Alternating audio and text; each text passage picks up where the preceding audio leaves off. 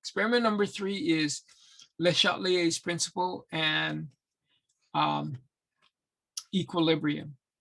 Now, in this particular experiment, you guys are studying 4 reactions. So let me go and let me go over here to modules.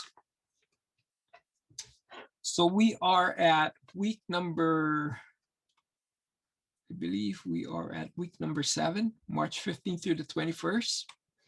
Okay. And in this is the documentation from the lab manual. So you can see that this experiment is equilibrium and LeChatelier's principle. There's a lot of chemicals involved in this reaction.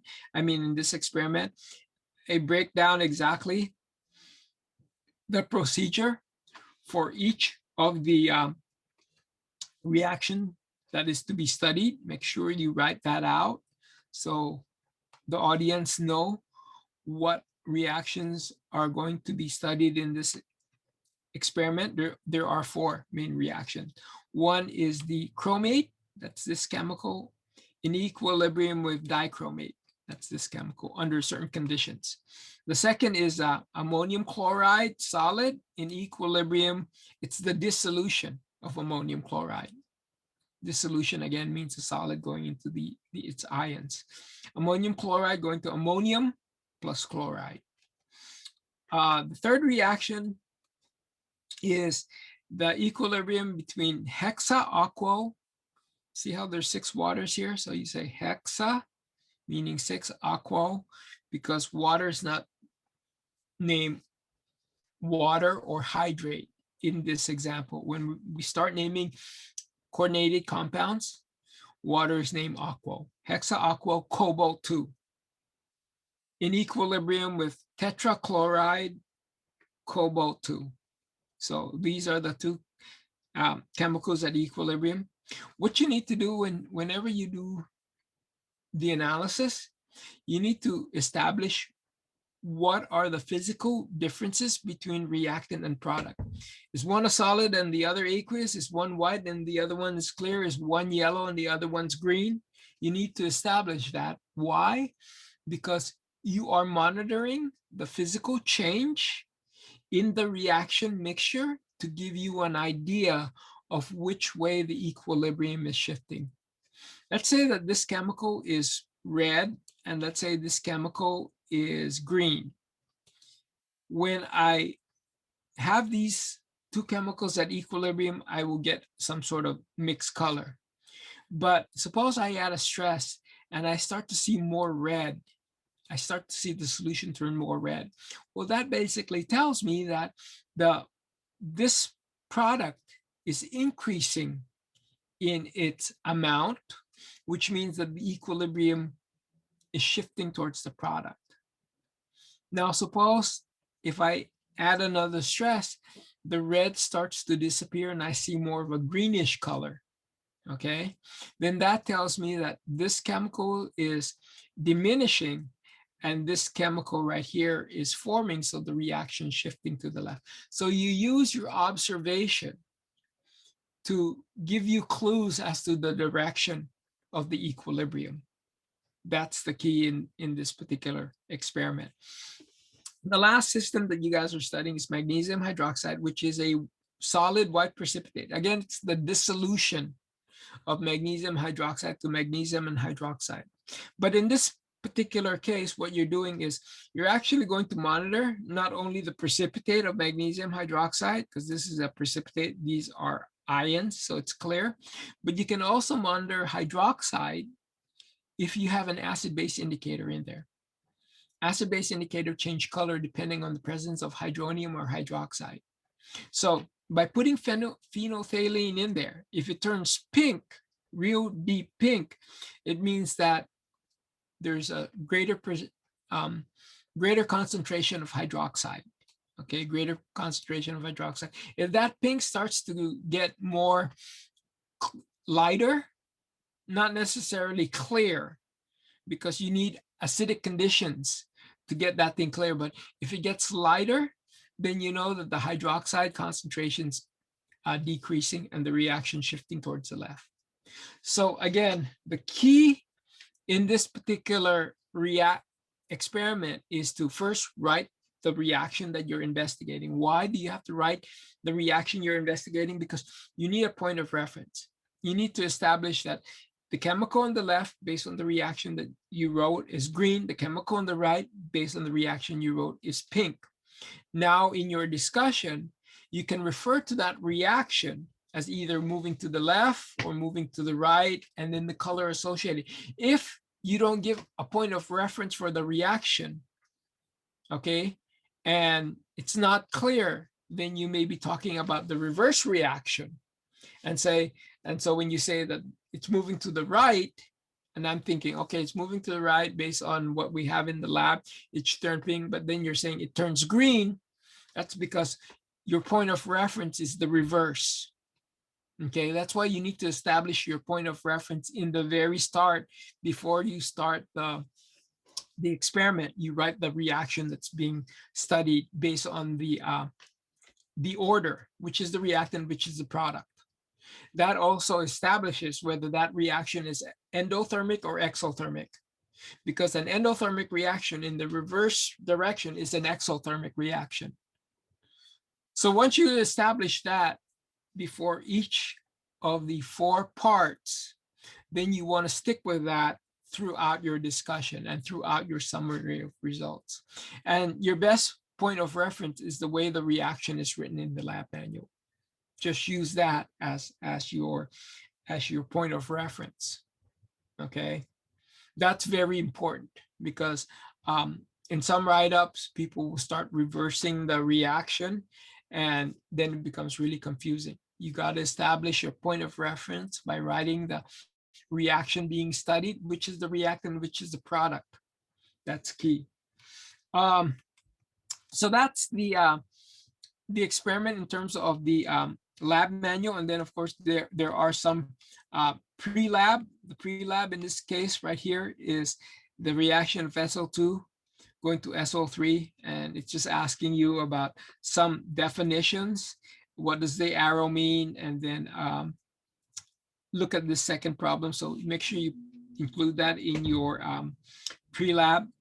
And then of course the procedure, take a look at that. In the flowchart that I present, or the PowerPoint that I present, you get a rough idea of what the flowchart will look like, the pictorial flowchart. I want a pictorial flowchart. I don't want words, okay? The pictorial flowchart kind of gives you practice making illustration, and then it allows you to visualize the experiment in your mind. And of course, you guys can watch the video as well, but it allows you to visualize the experiment in your mind before doing it. So that's basically why I want a pictorial flowchart. Plus, it'll give you practice sketching things, which we don't have enough of in science. Okay, and then of course, data and observations, results, tabulations, discussion, conclusion, and then the post-lab questions. So that's written in your lab manual. You can find it here under the introduction section under the module. You don't have to download the lab manual. You will find it right here under the introduction section, right there. Okay, the grading rubrics is there as well. Let me show you the data. The data is found right here, data and observations. Click on that. This thing's scheduled for the 17th, but you don't have to turn this in till the 19th. You can see it right here, your until date. If you can turn it in on the 17th, great, but you have until the 19th to complete it. I'm just going to go through each one of these videos to kind of give you perspective of what I'm doing. Okay, so bear with me. Let's take a look at the chromate dichromate equilibrium. Just click on that and then make it a little bit larger so that you have the full screen to see the details. So you notice right away we got sodium hydroxide. We probably, let's run this right here. Okay. And in these videos, I actually talk. And that's because a year ago, probably this week, is when we had shut down. So I went into the lab before classes were canceled, and then I shot these videos, and I went ahead and actually spoke and tried to say what I was doing. Since then, I didn't really like my voice. I've just been recorded all these videos in last spring, and I don't like to hear myself talk. This one right here, so I'm telling you right here that these are the chemicals: potassium chromate, nitric acid, and sodium hydroxide. Okay. Um, then I'm telling you that we're using plastic whale plates as well as porcelain. The reason why I'm using both is because the contrast may be different depending on the whale plate that you have. So I have 10 drops of potassium chromate in both of these, and I'm basically repeating the experiment either in the plastic well plates or the porcelain well plates. Here, I'm not really talking. And then you just add acids and hydroxides and see which way the equilibrium shifts. So you need to establish which chemical is yellow, which chemical is orange. And depending on the stress that you impose, is it turning more orange or is it turning more yellow? And then you can say something about the shift in the equilibrium as you apply those stress. So this experiment is pretty easy in that that's all we are really doing is adding nitric acid and sodium hydroxide. And then this experiment is done. Okay, so that was an easy experiment. Let's take a look at ammonium chloride. This experiment right here. Experiment 3, part 2, saturation. Now I'm talking. Of ammonium chloride equilibrium. So this is a headshot view of the chemicals: ammonium chloride, hydrochloric acid. Hydrochloric acid, a hot water bath, and a cold water bath. You guys can scrub through this. What I'm doing here is I'm just creating a saturated solution. And then I will decant it so that I don't have any solid precipitate on the bottom. Not enough hydrochloric acid until I've actually decanted it already right here. Okay, that's the decanting process. And then I'm adding hydrochloric acid. Until you see a change in the solution.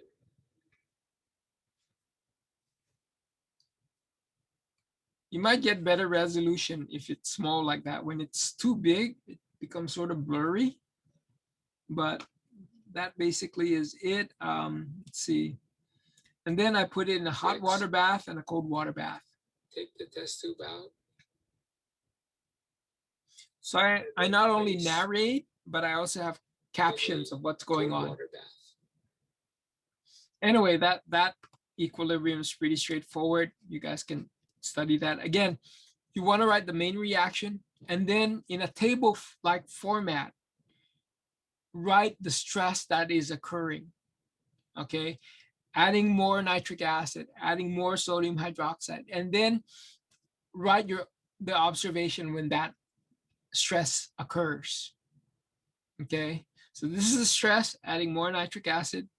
The solution turns pink to clear or green to red, and then write something in terms of which direction is the equilibrium going, and then what you think that's what the reaction of that stress is doing, what that stress is doing in terms of the reaction. So, and then of course, observation. This mostly is an observational lab. Okay. No math at all. No math at all. You are writing your observation and then you're seeing how well this different stress is consistent with LeChatelier's principle. That's what this experiment's about. Let's take a look at this next experiment. This is a little bit more complicated. It has more parts than the previous two. Let's take a look at that. Let's play that, make it bigger. Experiment 3, part 3, the equilibrium between cobalt tetrachloride and cobalt hexahydrate. chemicals you will need are cobalt chloride, hydrochloric acid, silver nitrate, and ethanol for this experiment. Yeah, the resolution on this is really bad. Some well plates, and we fill C1 through C4 with cobalt chloride. Notice the color of cobalt chloride. You need to write that down.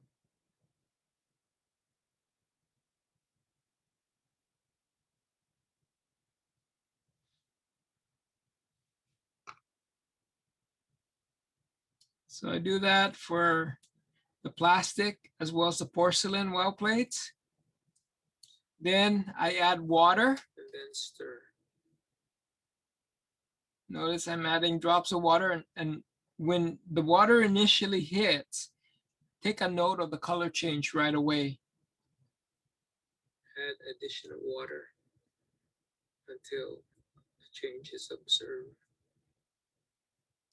Okay, and more hydrochloric acid now to B1. That's the same well plate where we add water. Now we're adding hydrochloric acid. Again, write the main reaction and then the different stress conditions and then the observation and then what you think is happening. So like I said, there's a whole bunch of procedures in here. You just have to scrub through. This is a 13-minute segment. In lab, this will probably take you about 40 minutes or so. Okay. So to add ethanol until each time I go to a different well plate, I actually tell you what's happening. Like right here, addition of absolute ethanol to the B2, which is the well plate B2. And I think I also do it for the porcelain well plate. And you should start to see it's a different color hue because the background's different, but the results should be the same. Absolute ethanol to the porcelain B2 cell until a change has occurred. Now I want to mention that the conditions that you have here, they're slightly different, but again, what you will see is changes to the original solution as the equilibrium is established. Okay, so that's what you want to see. You can see that this has some droplets in the periphery because this is a dip in the porcelain. It's not a well like the plastic. That's why you see these residual chemicals on the side. Okay, let me scrub further out. And now we're looking at B3. Add a drop of water and 1, 2, 3 right here.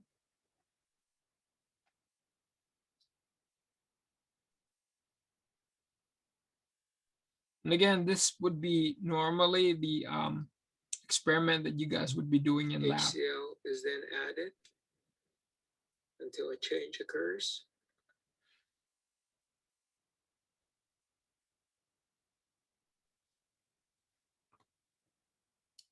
And then I'll just scrub through.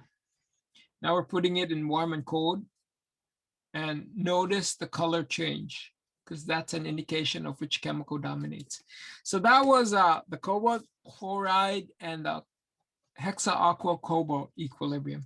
The last reaction that you guys will be studying is the be sure to write all pertinent reactions. Sorry, not that one. Stop that one. Is the magnesium hydroxide. So let's take a look at that real quick. Part 4, magnesium hydroxide solubility equilibrium. Again, there's the plastic and the porcelain well plates. Gonna add 10 drops of magnesium chloride to well C1 through C4. I don't really think I use the porcelain in this one. 2 drops of phenolphthalein to well C3 and C4. The reason why I don't use the porcelain is because the white background on the Next, porcelain, add about it's 5 difficult to drops see the of sodium precipitate. hydroxides through well C1 through C4. So I have to change the background. Change so that you can see the precipitate that appears.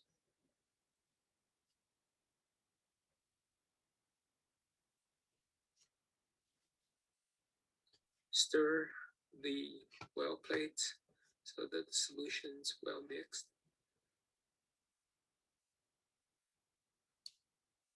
And then scrubbing through again, hydrochloric acid. Look what happens to the precipitate with hydrochloric acid added.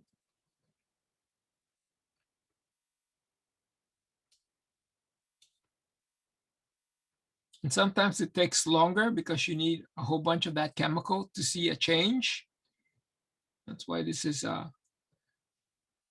taking a bit, but that's upon addition of hydrochloric acid.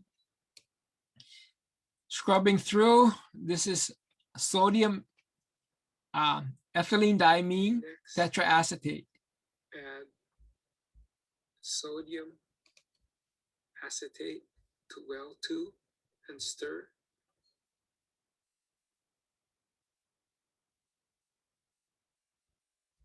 EDTA is what we call a sequestering agent. It ties any metal in that solution, so it removes the magnesium. Observation as to what happens to the texture of the solution in well C2. So that's one of the conditions. This is another one where we put it in hot and cold water. So we're putting it in Birel pipettes, the solutions that is, and then we're putting it in cold. The solution in C4 and put in a cold water bath. And note what happens to the color. The left is the warm water bath. The right is the cold water bath. So we're just making this time lapse as one gets hot and the other gets cold. And you can see with the time lapse video what's going on.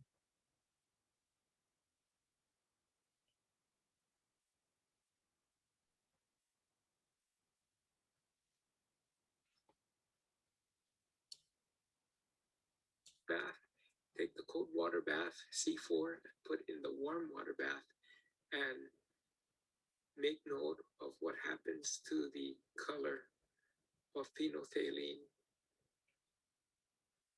What I did here was I actually switched the two. See how the one on the right has this tape, solution and then if you fast forward this, actually I switched it from here. This is where the tape is. It's clear, and then I switched it here. Next, and you can see what's happening. Hot water bath C3 solution and put in the cold water bath. Take the cold water bath C4 and put in the warm water bath and make note of what happens to the color of phenolphthalein. So again, the phenolphthalein, reactions. The phenolphthalein is an indicator of hydroxide, but it's not going to turn clear because you still have a whole bunch of hydroxide there. What it will do is either get lighter or darker, depending on the presence of hydroxide. But hydroxide will always be there. That's why it's always pink throughout. You never really get it clear. You can get it very light, but never clear. So that's based on the equilibrium that you guys are studying. Magnesium hydroxide goes to magnesium plus hydroxide. The pink from the phenolphthalein is monitoring hydroxide. Okay, so that's the observations. There is no data. You have to write down your observations based on the video that you observe here. Let me go back, and then you, of course, what you guys want to do in this particular section is there are 4 reactions. There should be like 4 sections that you are writing about. at the very top of each section, like in a table form, write the main reaction that is being studied. Write what the physical properties are. Is it clear? Is it pink? Is it blue? You have to do that because that's what you are monitoring. And then as you go down the list in your table, write down the stress that is applied, okay? How that particular chemical is affecting the main reaction. Is it taking away a chemical? Is it adding more chemical? Is it just making one of the chemicals higher in concentration? Write what is observed. Does solution turn clear? Does it turn darker? What? And then write which way the equilibrium is shifting based on that observation. So that's, again, what this lab is about in terms of studying equilibrium and LeChatelier's principle.